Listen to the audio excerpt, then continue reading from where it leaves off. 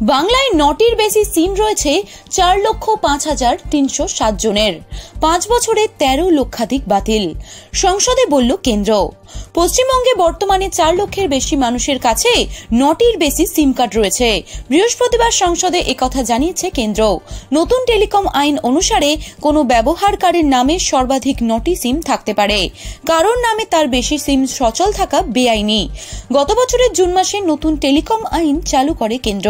ওই আইন অনুসারে ৯টির বেশি সিম ব্যবহার করা অপরাধ।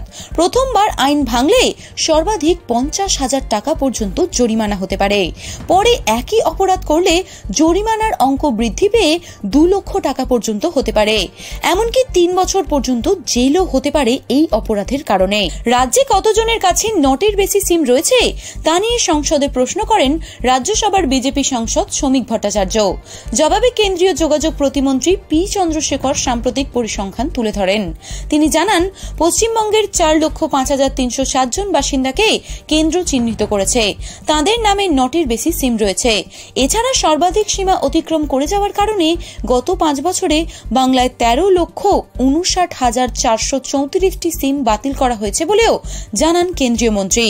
পশ্চিমবঙ্গের ক্ষেত্রেও ব্যবহারকারী পিছু সিমের সংখ্যা কমিয়ে ৬-এ নামিয়ে আনার কোনো চিন্তা ভাবনা রয়েছে কি কেন্দ্রের, তাও সংসদে জানতে চান শ্রমিক। জবাবে কেন্দ্রীয় মন্ত্রী জানান, বর্তমানে কেন্দ্রের এমন কোনো পরিকল্পনা নেই।